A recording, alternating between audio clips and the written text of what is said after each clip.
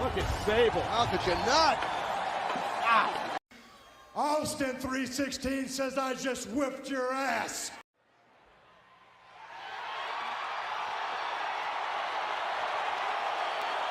Got your attention? Damn! What is the biggest ick? People like wrestling. You can suck my fucking dick!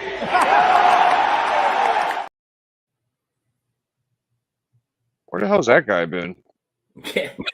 Paul Heyman, he's still injured. The bloodline really did a number on him. But hey, everybody, it's Thursday night, and you know what that means. It is Thursday Night Sweet Chin Music with the one and only Biggie Shaq and Papa Wheelie, our host. And of course, it's me, Beckerman.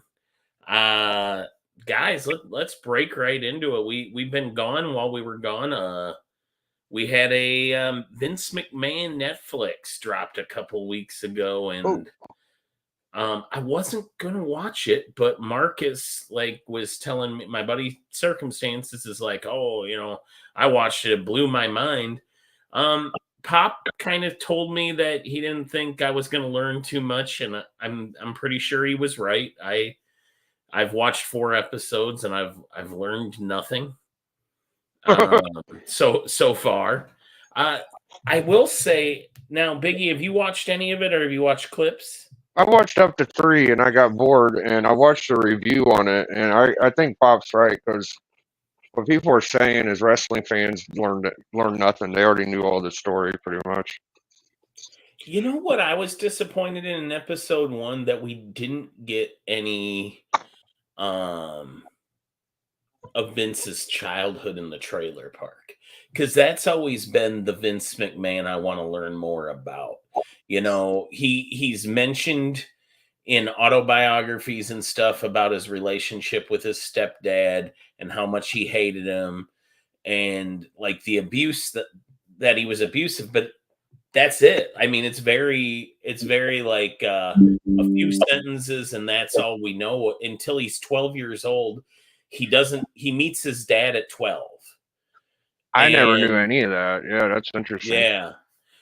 That's the Vince I've always wanted to learn about. I've wanted to learn more about Vince up until he meets his real dad, who, of course, owned the WWF.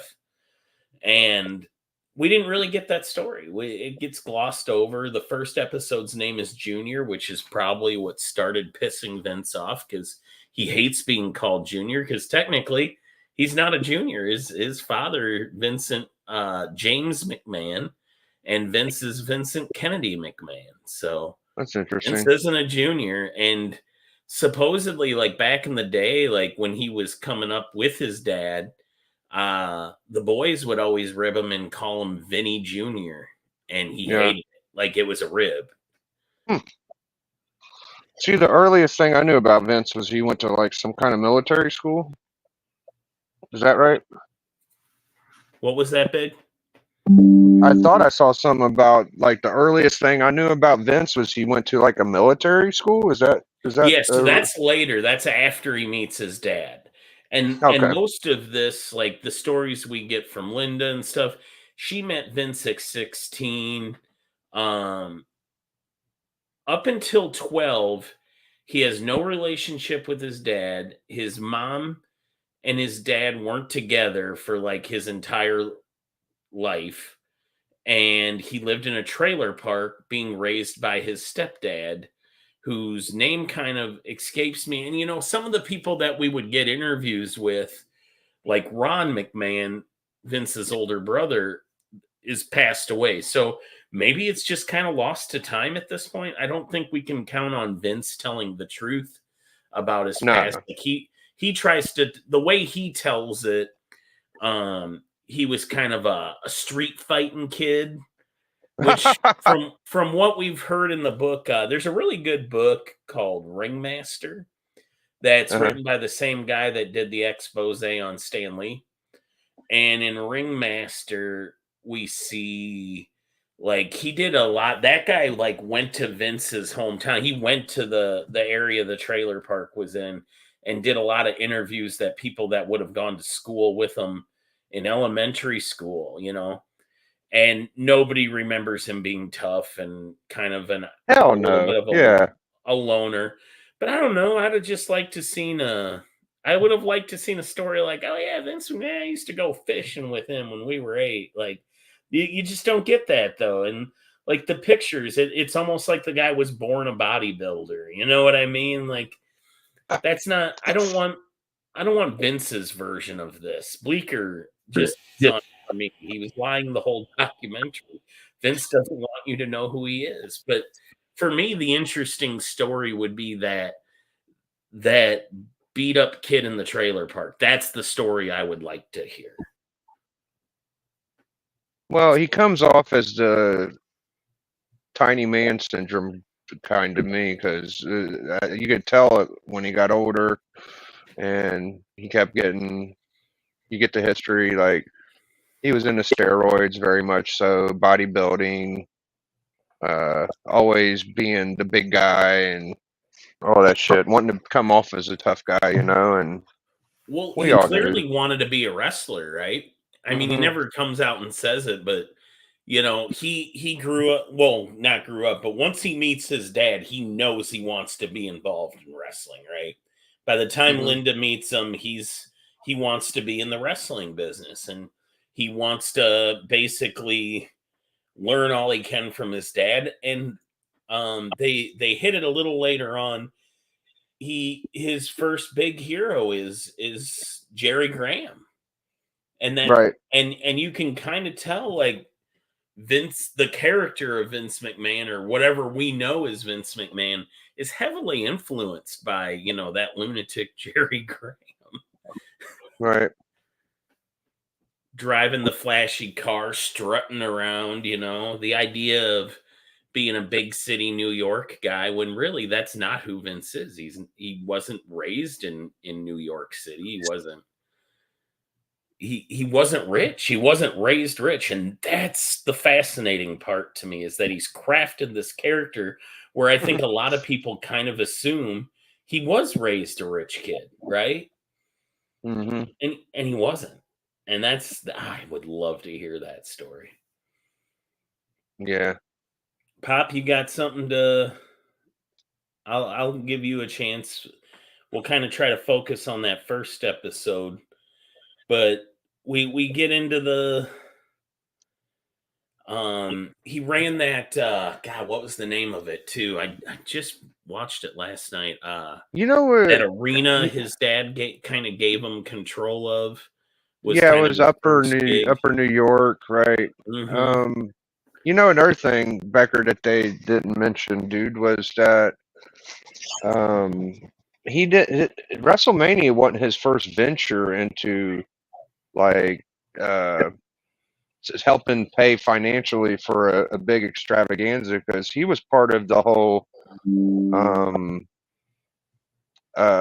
Knievel jumping the Grand Canyon thing. Yes, They didn't bring that up at all. No, and that's a really good point, Biggie. Is Vince was one of the early pioneers of closed circuit TV and pushing these spectacles. He also, it kind of like, he had the Inoki match against Muhammad Ali that he helped on that in Japan, and brought that to closed circuit TV. That was a bit of a fiasco. He also brought one of the first Floyd Mayweather, Sugar. God, what is that guy's name? Sugar Ray Robinson. Yeah. No, the guy who fought Roberto Duran. Is that him? Oh, I'm not sure. Roberto Duran. You talking about Oscar De La Hoya? Nope. No. I'm sorry. I'm drawing a blank on that one. I'm looking it up. I'll tell you something that did a boxing match, basically, is what I'm saying. I'll tell you something that was interesting that I don't think I knew, was that at the time, Senior was thinking about if you was going to ask people like who might replace Senior before Vince was coming around, it was Gorilla. I didn't know that. Yeah. And that's true. But again, we gloss over kind of what actually happened too. So yeah, Sugar Ray Leonard. Vince's dad Okay. had cancer, and they don't really delve into that. And he wanted to obviously set Vince up with a future. And we see the seeds of all of like Vince's takeover of WWF. We see the seeds in that arena. So Vince's dad gets him that job running that arena, but Vince didn't have to pay any money up front. What they did was they said, all right, we're in arrears. Like we're not going to be, we're going to lose this building. We're going to lose this business. So tell you what, you take over and whatever you make, you pay the mortgage on the place. So that's not like you bought an arena. You basically just agreed to take over its debts, right? And that's not the same thing as like being given money. You're kind of just being given a business that was kind of troubled.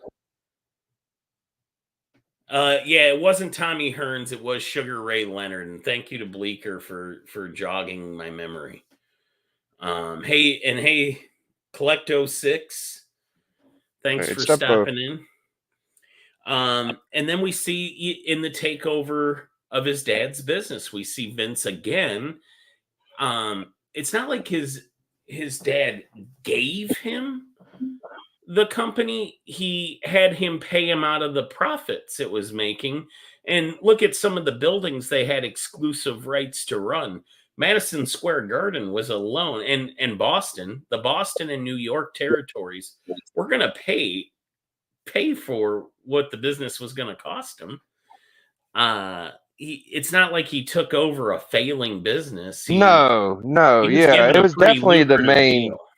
Yeah, I mean, what other territory was as strong as that, dude? Like, I mean, there were some good ones, but that's always been historically known as the main wrestling area, I would imagine, right? You know, and just briefly, I want to get back to like McMahon's upbringing. You know, living in that trailer park, coming up in rural America, in poor rural America, we see that Vince doesn't want to be that person. He sets out to create himself as this successful, you know, Connecticut guy, New York guy. He always loved NYC. Like we know that, and running the Garden meant a lot to him. And Vince wants us all to think he's this rich guy from New York City. But it kind of explains also the hatred and disdain he has for the wrestling business that comes out of the South. You know what I mean? He doesn't. There's a rejection of the good old boy, like slobber knocker wrestling. You know what I mean? Yeah. Like, and you can see it kind of get laid early on. When he made his product, let's face it, early WWF is not as good as like what was going on in, say, the New Orleans territory with Junkyard Dog. It wasn't as good as Florida. A lot, you know, I would say it wasn't as good as the Crockett's business, and it wasn't as good as God, I'm just blanking on names tonight, but we'll just call it the New Orleans territory. Yeah, AWA up in Minnesota too. Minnesota's great. He wasn't as good as those, but he presented it professionally. You know, the suits, the lights. And Gorilla Monsoon, you know, his name added a lot of weight. You know, he was a well-known. I think people don't realize how big Gorilla Monsoon was in like the 50s and 60s. Mm-hmm. Hey, Susie Q. Just trying to shout out the chat as people come in. Brother Joe, stick around because I've got the last part I watched, part 4, I've got some stuff I really want to say that kind of pertains to some of my conversations with Joe and Bobby. But Pop, let us have it. For people that don't know all these things, the documentary is great. But for all the hardcore wrestling fans, We know 95%, I would say. Don't you think? Yeah. And you told me that. You told me I wasn't going to, like, you and Dr. Von Hoot were both kind of like, yeah, you're not going to learn anything from this. And you were kind of right. But at the same time, there was a little footage I hadn't seen before. But yeah, for the most part, I knew this story. And plus, I knew when he was lying, too. And isn't that the part that kind of annoys you? When he tries to rewrite history. Especially the Andre stuff. He's never been honest about Andre. And there's a few of the talking heads that aren't good. You know who I feel like one of the people that have done the best? I like Bret Hart. I like Bret Hart in this. I like The Undertaker in this. Well, let me guess who you may not like. I liked Atlas, too. Those are my three. Oh, I was going to say you might not like Bruce Pritchard. I don't like Bruce Pritchard. Yeah. Yeah, Bret Hart came off Bret Hart was always full of himself. He created the Attitude Era, you know. The steroid came and Bret Hart saved the day. You know, it's I got a little bit kind of belly full of Bret Hart, but he did.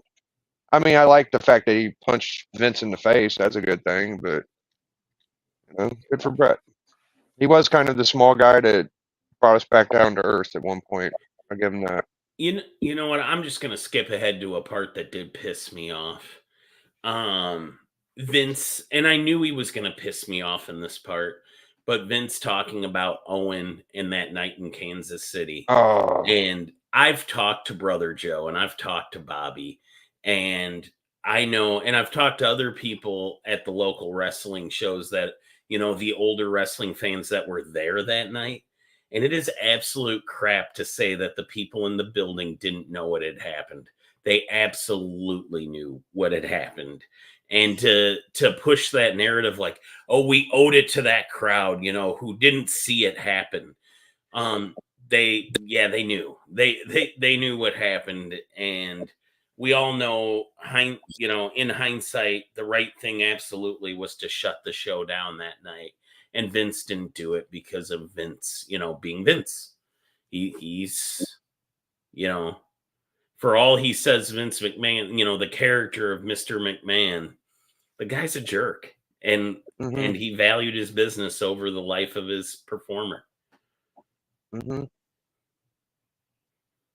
Oh, I'm sorry to hear that, Susie. I hope Steppo feels better. Oh, geez. Yes, Brother Joe was there, and I've heard their stories, and I just think that's not even just a lie; it's a bold-faced lie. It is, and then he lied a lot. He said stuff like, "Oh well, I never used guns. I never used this and that," and they showed like the editing was fantastic because the editor like showed him doing the things he was lying about right after he said it. So that was fun. We weren't selling sex and then literally showing it, and we wouldn't make comments about rape, and then it's like, "Come out here, you rapist!" Like, or sorry, I probably shouldn't say those words, but I know. Sorry, me neither. I'm reviewing Vince McMahon's documentary, and he said that stuff, and I'm not into it. Yes. Vince will never tell you anything different than the business comes first. Yeah, and it's just so disingenuous. Bret Hart came off as a jerk even in that documentary. Oh, man. I didn't hate him in this. I thought he was fairly honest, at least. Like he told to me, he didn't tell any lies. And there's another guy that I didn't expect to like call BS out for BS and kind of give you what actually happened. Tony Atlas. Holy cow, does that guy have he just was firing bullets. Yeah. Teddy with the what's his name? the booker back then. Briscoe? Pat Not Patterson? Briscoe. Yes. He said, well, Pat Patterson wanted to see my pecker. Yeah, he did say that. Pretty rough. Brother Joe says Owen Hart in the WWE Hall of Fame, RIP.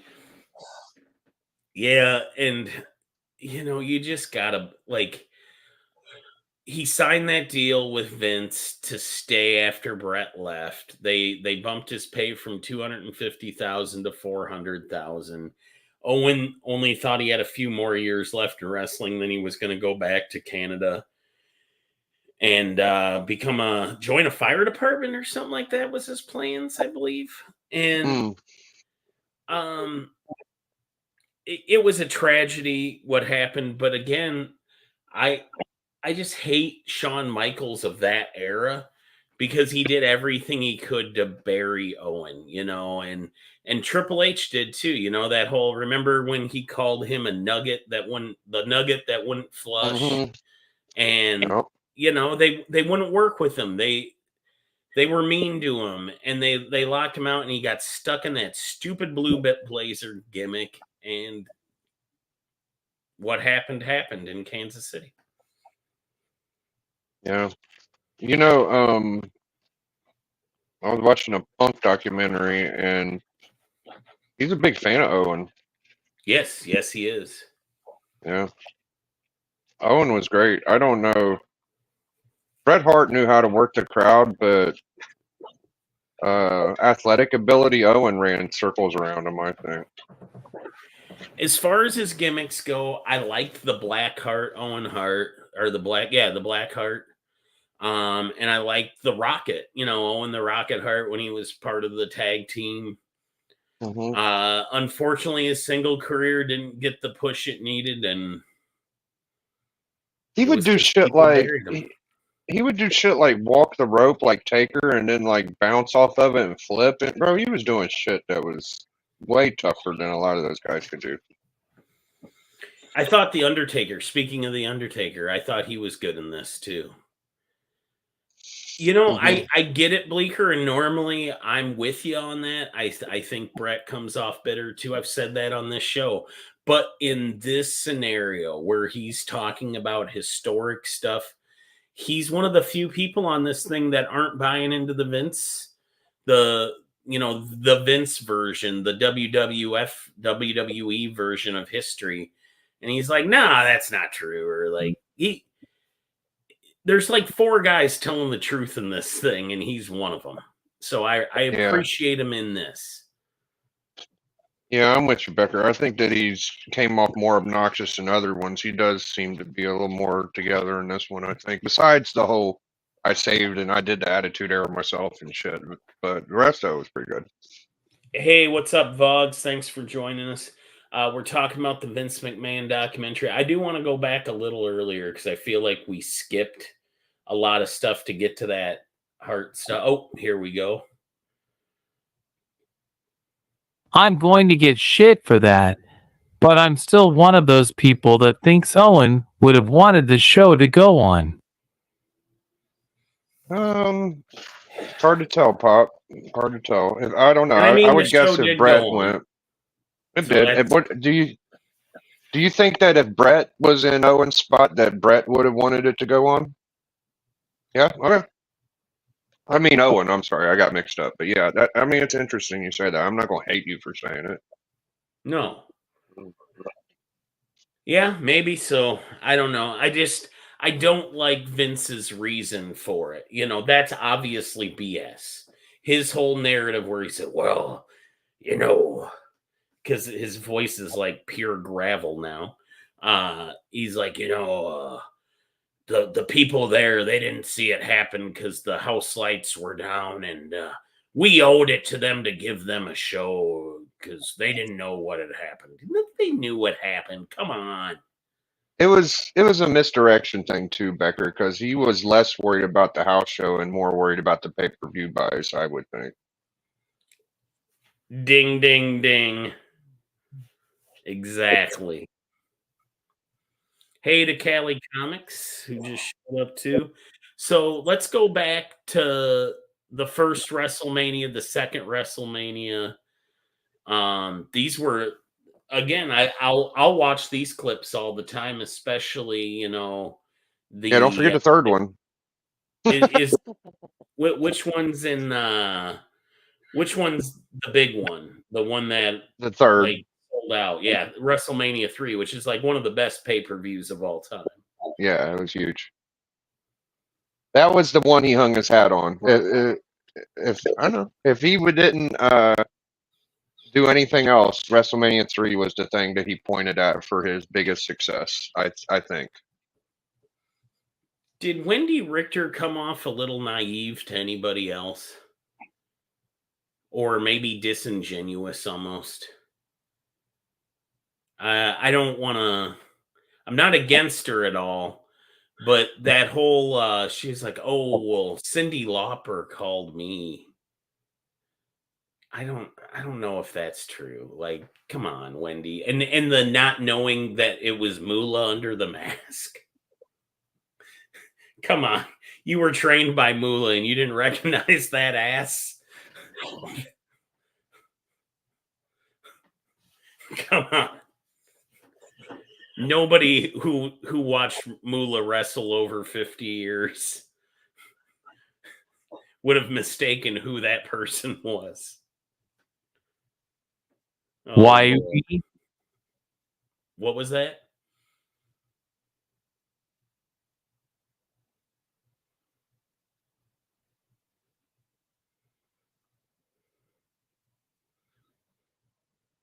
You're right. Yeah. She knew. Come on. Was it the first screw job of Vince? Probably. Well, I mean, it was obviously a screw job. That small package. Wendy was already getting out of it. Like the count looked all weird. Even Gorilla Monsoon didn't really sell it. He's like, "What the hell was that?" Like, yeah. I mean, it was a good setup for the Montreal Screwjob story, which I was kind of dreading because I was like, this thing again? I've only seen 100 docs on it. It's been done to death if you're a wrestling fan.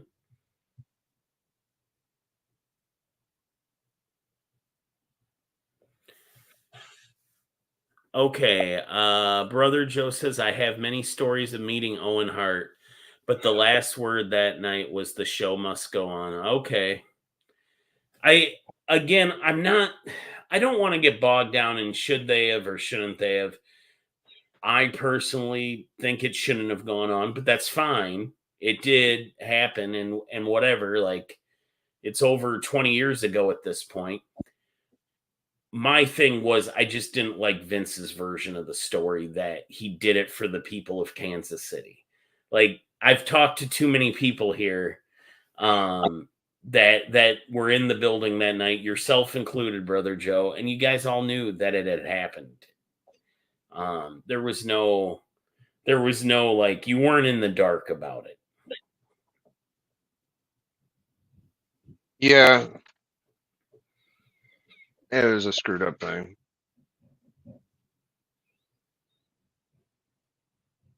I don't know if there's a storm brewing here or what, but something just rattled the house. Yeah, he was having success, and then he invested in WrestleMania 1, and Piper was a big part of that, and the whole adding MTV and Other Worlds, and Hogan would talk about how, you had celebrities at the matches at every city he went to, and it was interesting to how the success got started and stuff. Yeah, and we do see the Hogan in this. I kind of like older Hogan interviews now because for a long time I feel like he wouldn't have been as honest. I don't know. I found Hogan more honest than I have in some other interviews in this, where he was like, well, I saw this and I went to Vince, and the way he talks about his relationship with Vince, they were kind of like partners in those early days. You know what I mean? Like the stooging of Jesse. Like Hogan would have never admitted that 30 years ago. He admits it now, and you kind of see it from Hogan's point of view. Like his business was on the line with Vince. His fate was tied to Vince. Mhm. So he made a lot of business decisions based on that. What is the Yeah. greatest WrestleMania match ever? We're all going to have different answers, but mine would be Steamboat Savage. That's a good one. That was WrestleMania 3 with the one that I like the most is Andre and Hogan. Right. I think that's what makes Mania 3 so good because you had Steamboat and Macho, and you had the technician match, and then you had the Is bigger there a than life better match. Is there a better image of Andre after that match riding off in the thing, and him and Heenan and people are throwing stuff at them? Probably not. That's a great image. Yeah, he like pointing at the crowd and really good. So yeah, WrestleMania 3 is probably always going to be the big one. That's most people's favorite WrestleMania. Mm-hmm. Brother Joe says he's found watching matches before they turned him into Hulk Hogan were interesting. Yeah, and we also got to see the Sheik stuff and the playing on Iranian hatred and that stuff. That's really where like Vince kind of established himself, isn't it? Racism, yeah. Racism, yep. Good. Well, I mean, playing on sensationalism, and to be honest, Vince saw the future before any other promoter. He saw what pay-per-view was going to mean, and he saw what national exposure was going to mean, and he was like, screw this territory stuff and old handshake agreements. I'm going to go out and I'm going to tour the whole country, and I don't care what territory I'm in. Yeah, Pop. Sean Brett Iron Man match, whatever Mania that was. That was a good one. Not bad. I'd say my second is Warrior Hogan, even though Hogan lost. I'm surprised you ranked that match that high. It was a pretty fun one because I don't know what they did with the Intercontinental strap, but the idea of Intercontinental and World Champion going at it was another draw. It was fun. Well, I can't really go too much farther into the Vince McMahon doc because I haven't finished. So It's okay. I think we've kind of jumped around and hit mainly the first 4 episodes. The stuff that probably I still knew the stories they were telling, but it was nice to see his fandom, Vince's respect he holds for the Graham family. Mm. Also, I haven't watched the Schultz footage in a while with John Stossel. Mm-hmm. And I don't know if I've ever seen the Hogan part of that, where Hogan was like, I made a beeline for Vince and told him John Stossel is up to no good. Yeah. Do you know what right before Schultz goes after Stossel on camera, you know what I always love checking out in the behind the scenes? Who's in the background, Biggie? Oh, it looked like Fuji. It's Fuji. And Fuji and Sheik. Yeah, that's They're right. like, Sheik was kind of like looking around the corner. You're right. Yeah, they weren't going to miss that. They knew it. All the boys knew what was about to happen. Mm-hmm. Oh, that Yeah, was great. because he was going around asking everybody, and they were just kind of not wanting to deal with it, and so I was like, I'll take care of that. Susie Q, this Vince documentary is a 6-part series and it's available on Netflix. Hey to Christina Payne. Sorry. WrestleMania 2 was the shits. Is that the Mr. T?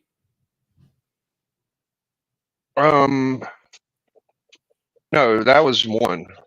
That's one, yeah. So what's 2? Number 2 was Bundy in a cage, I believe, and they were yeah, broadcasting everywhere. That's the first wrestling tape I ever watched. 3 City 1. Yeah, the one in 3 different cities. Yeah. So that's the first wrestling tape I've ever watched in my life. And I was pretty young when I got my hands on that.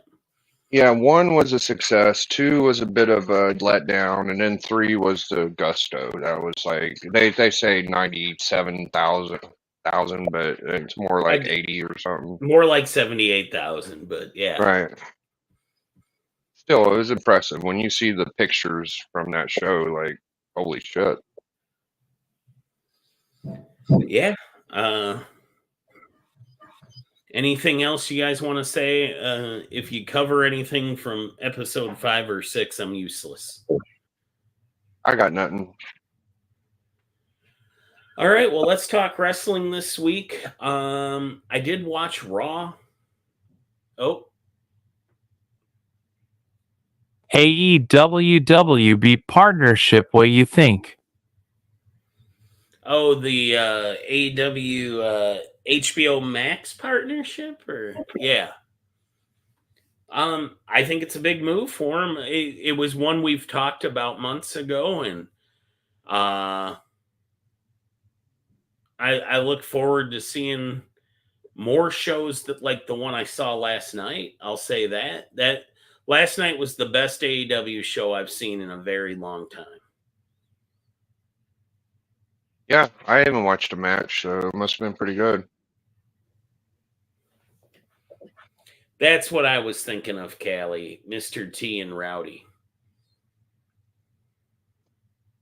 I like AEW's potential. I think that their setup is even clean, like the walkway, the arenas they got or whatever. It don't look like dodgy. It looks professional.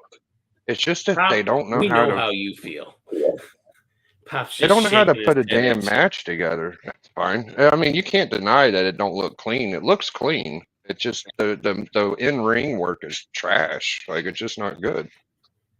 A lot of the time. Have you watched Ospreay versus Ricochet yet, Biggie? No. Go watch that match. That was what the show opened up with.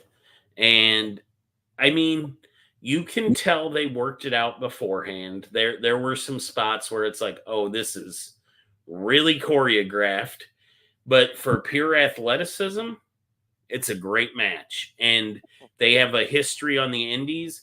And one thing I appreciated that AEW didn't like jump the gun on it. They waited a few weeks. They told us about, if you've been watching the last few weeks, you knew Ricochet has a history with Ospreay from the indies and from Japan. And, they gave the record between the two and that Ospreay has the edge. And then they had a match for Ospreay. They both went hard, man. It was that match for me set up the whole night. And it made me really impressed with them for once. Hey to Pocan Joe, Brother Joe. Oh, Comic Cap Collectibles. That's the other one I wanted to make sure we said hi to. Brother Joe says King Harley got a match in WrestleMania 3, and I'm glad he made it. And yeah, hey to Pocan Joe. So tell us about the match you watched, Biggie. Okay. I watched, I think it was Okada versus Bryan Danielson. and they had these time limits where like the first 20 minutes the Intercontinental was up, and then after that it was the World was up, I guess, kind of like Yeah. that. Kind of nonsense, And wasn't it? it's, I mean, I can't tell if they're calling it in the ring or they're writing it out, but Danielson seems to be pretty smooth, and I like Rainmaker seemed to be a pretty good hand, but they could have made a better match with about half the time. I don't like how they get these guys in there and there's 30 minutes of it. Like, it's always an Iron Man match with these guys. And it That just match went about wears me out. 40 minutes from starting to, like, from the entrances to the end of it. It was like over 40 minutes. Yeah, it's pretty bad when the announcers have to tell you, like, oh, we're not going to take another commercial break. You'll get to see it. It's just like, what the fuck? Like, we've already had 3 or 4. Stupid. I will say this is the best Okada has looked to me since he came over from Japan. I thought his matches up to this point have been kind of and he looked better than he's looked. The Bucks didn't annoy me. Nothing really stood out to me as bad last night. Now, Pop, I'm going to guess you didn't watch it, right?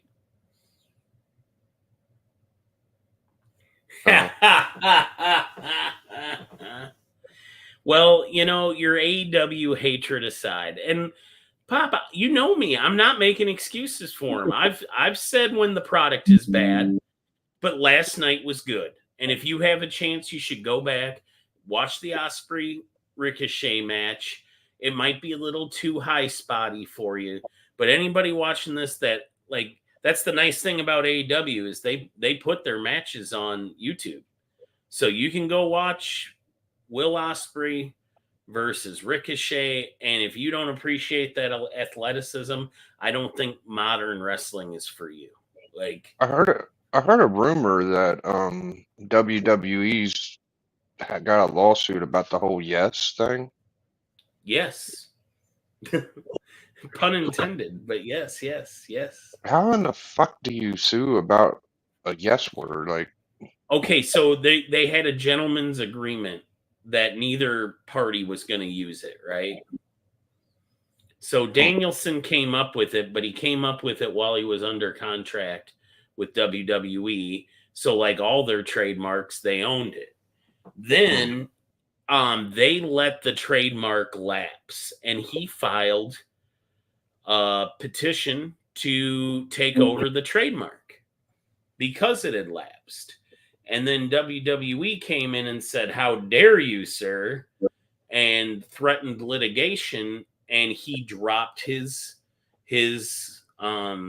contesting of the ownership of the trademark, and then they filed for it. wow. I know how Pop feels about that. To be honest, I don't really care. Yeah, I mean, it's not that important. It's just a little funny, but whatever. I don't know, dude. They seem to still be like where they were 3 years ago. They need a big superstar to get them over, and I don't think Dean Ambrose and Bryan Danielson's going to do it. And they had Punk, and Punk just didn't do much. What the hell's going on with Samoa Joe? Is he just not wrestling? Is he hurt? Maybe just waiting out the end of his contract, like seemingly everybody does. Look at Rusev; they're still paying Rusev in Bulgaria. Wow. He's asked to be released, and they've said no. They're just paying a guy to sit at home. Why can't I get this deal? Why can't somebody pay me $400,000 a year to sit at home? I like the idea of Ricochet and Cesaro being there, though. I think they're picking up good guys. They're doing all right.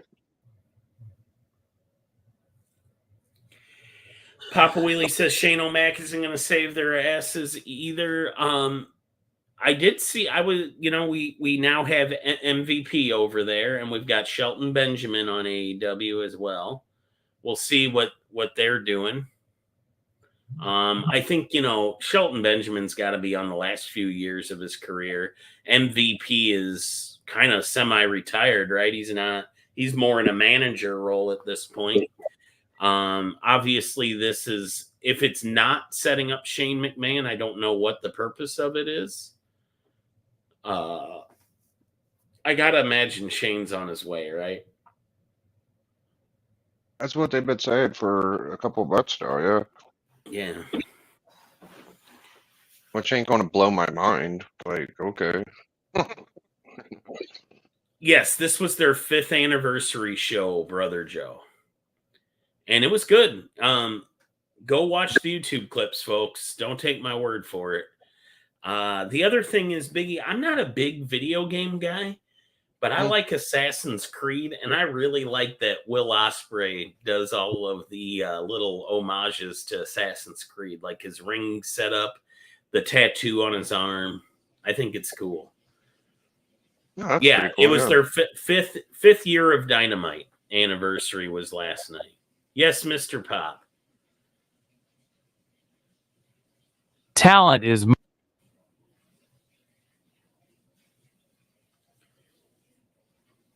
AEW looks good.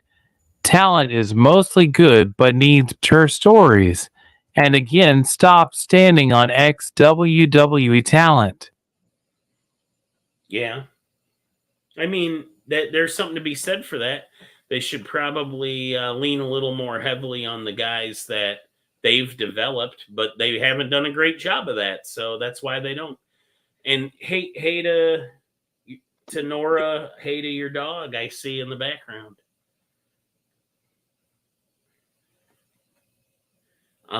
Yeah. Anybody got anything to say about Raw? I do kind of want to wrap it up. I've got to be up early in the morning, and it's like after 9 o'clock my time. I know Biggie's got stuff too. This is a difficult time for him too. Just one more thing for me is, I'm still big on Xavier, and I think he's doing pretty good storyline right now. And I hope they give him a good push. Yeah, I think he's getting a decent push. There's a lot of good little nuggets in there. He's been working. And Braun Breaker lost his belt, but I think Uso was the right decision. And it wasn't bad that he lost because he still got the rub. At least he had gold at one point. Like, he could get it back. He could go somewhere else now, It's a pretty good move. Not mad at neither one of those. The crowd pop for Jey Uso coming out. Is that the biggest we've seen for the Intercontinental title in a long time? Yeah, probably. Though that crowd loves him. I don't always understand the appeal of the yeet thing. That's not for me. Yeah, I think it's stupid. My wife likes it though, Pop. My wife likes main event Jey Uso. I think it's kind of dumb, but you can't argue with results. The crowd is into it. Yeah. There's also one more other gimmick I'm gonna bring up because I think it's gonna have a little future is the whole Kevin Owens and Cody thing going on right now. Like, Owens is getting a little visibly worn out from Cody's bullshit. Now, there would be a guy I actually think would do better in AEW. He's really good friends with the Bucks. I think he's been dissatisfied with the WWE booking for a while. Like where he works, where, you know what I mean? I don't think he's comfortable with his role there, which I don't think he needs to be elevated past where he's at. So if he wants to go to AEW, I think that would actually be a good move for both companies. I don't know about a great move for WWE because if he's successful over there, that could hurt him. But I could see him doing good over there. Yes.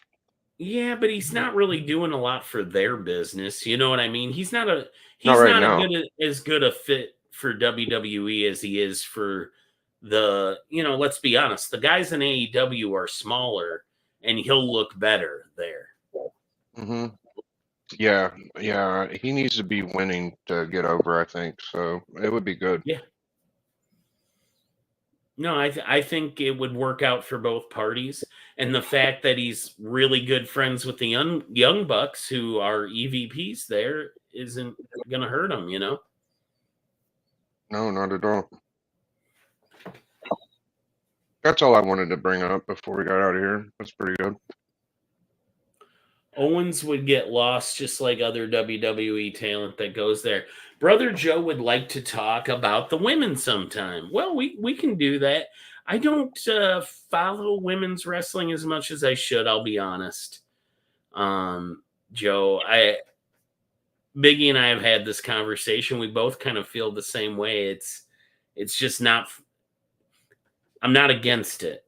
It's just not my favorite, and a lot of my favorite women wrestlers are injured right now. Yeah. Yeah. Charlotte Flair will always be my gal. That's the one. I agree. And Ripley, like, she's a little bit of a lush. Like, I don't know. I do like the work Liv Morgan is doing as a heel. Yeah. Yeah. And Dom is coming off pretty good. He's doing better and better. Dom is a terrific heel. Who do you like, Brother Joe? Let us know in the comments. And if there's a match we should watch that happens, let us know. Reach out to me, man. You know my IG. And if you ever want to join us, come on. We're always looking for extra help here. So, I mean, Brother Joe's one of my KC crew going to those shows. Yeah, Brother Joe's a good wrestling fan. Oh, he is. And he's got stories. He has met everybody. Is Stephanie a talent still? Oh, geez, Pop. You and Stephanie McMahon, it's weird at this point. I don't get it.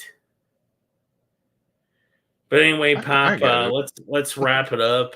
Brother Joe, if you get in there, I'll stop our outro. But you can catch Biggie Shack right here on his channel tomorrow night. What do you got going on, Big? Well, I think I'll be on the hunt against Lady Fantastic if I'm able to make it. And, you know, Biggie Shack Comic Network, we do comic reviews, we do speculation, and Comic Collector Club where we do battles. So I'm usually on about every day. We got the Big D show with D-Runk, and, you know, Bleeker and Who Dat pop in every now and then. And as for me, you can find me Comic Viking on Tuesdays. We didn't have a show this Tuesday because my pal, the Comic Viking, had some issues with a hurricane. And not Shane Helms. He lives in Augusta, Georgia. And like Legion of Comics and Pop's Attic, they've had some major storm damage and loss of power all week and for over a week now. And hearts go out to them, and just I wish that area a speedy recovery from a really devastating hurricane. You can find me on Church on Sundays, and I always support anything Biggie Shack does. Thank you. I think that's it, Pop. Thanks for having us, man. Well, Pop's typing.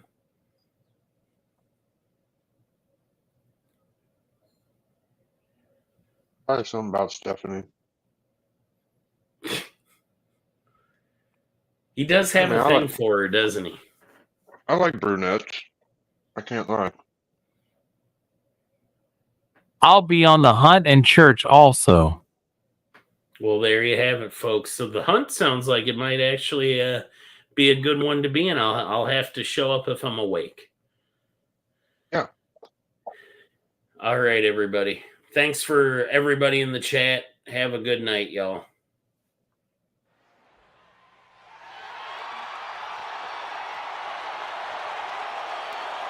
Got your attention? Damn!